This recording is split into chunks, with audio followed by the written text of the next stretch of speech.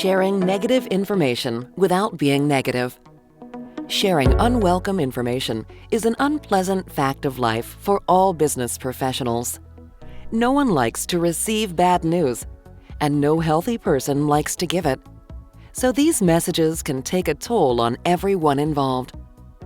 However, it is possible to minimize the emotional impact these messages have, because you can take steps to share negative information without being negative.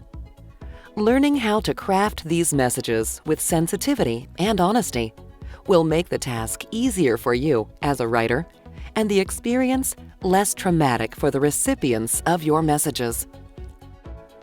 By negative message, we mean any message that contains unwelcome information for the sender, the receiver, or both.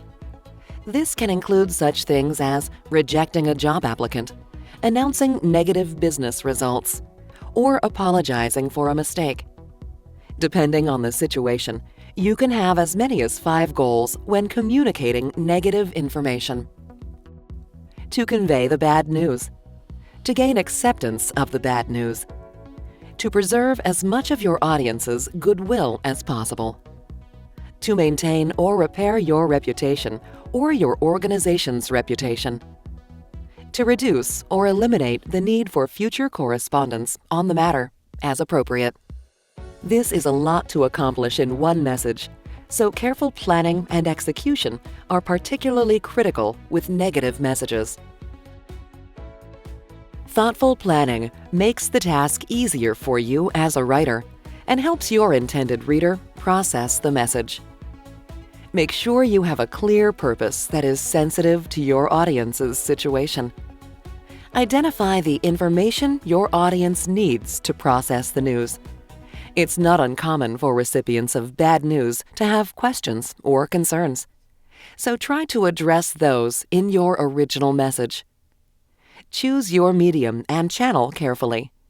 Delivering bad news in person can be uncomfortable, but is often the most sensitive way to communicate with employees and colleagues.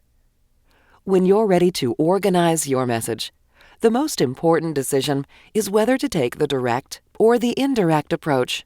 Bad news messages can be organized in 2 basic ways. With the direct approach, you open with the bad news, then offer reasons to explain it. Provide any additional information that will help the audience react to and process the news. Then close on a respectful note. The direct approach is usually preferred when the news is fairly routine or unemotional, or when a situation is dire and you need to get the audience's attention immediately. With the indirect approach, you open with a neutral statement known as a buffer and lay out the reasons behind the bad news before presenting the news itself. The purpose of the buffer is to establish common ground with the reader or listener and prepare for laying out the reasons. The buffer should not be used to delay or obscure the bad news, but rather to help you manage its emotional impact.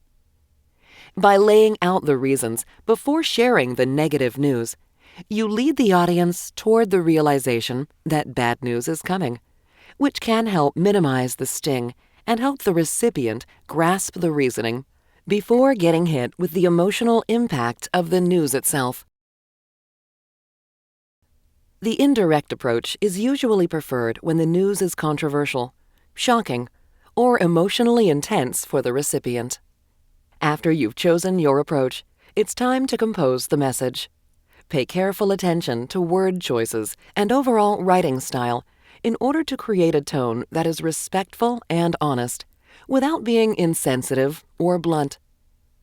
Here's the opening of a message that a manager might send to a recently hired employee who submitted an unsolicited proposal that was well-intentioned but not very well thought out.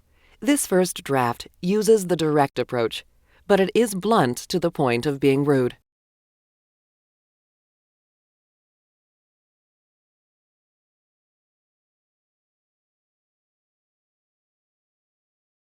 By taking such a negative and disrespectful approach, the manager is likely to create significant resentment on the employee's part and miss a great opportunity to help the new employee understand more about the company and its operations. In just 2 brief paragraphs, the writer manages to insult the employee several times, dismiss the initiative employee took in drafting the proposal, and end on a snarky note that only rubs salt in the wound. The employee surely had high hopes when he or she submitted the proposal, no doubt thinking it would be a good way to show a new boss both initiative and business sense. Getting such an insulting response could damage this new relationship permanently and destroy any motivation the employee had to help the company improve its operations. The employee put time and energy into this proposal and is emotionally invested in the manager's response, so the indirect approach is a better choice. Here's a revised version of the opening paragraphs.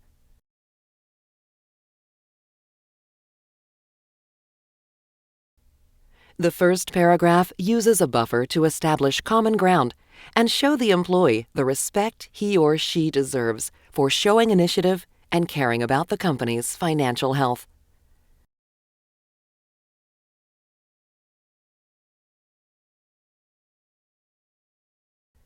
The manager follows the buffer by laying out the reasons why it is valuable to use this outside advertising agency. Doing so prepares the employee for the negative response that will come. In addition to being structured more effectively, this version of the message is much more respectful, which helps nurture an important working relationship. By reading the reasons for the rejection before getting the rejection itself, the employee has the opportunity to process the reasons while in a less emotional state of mind.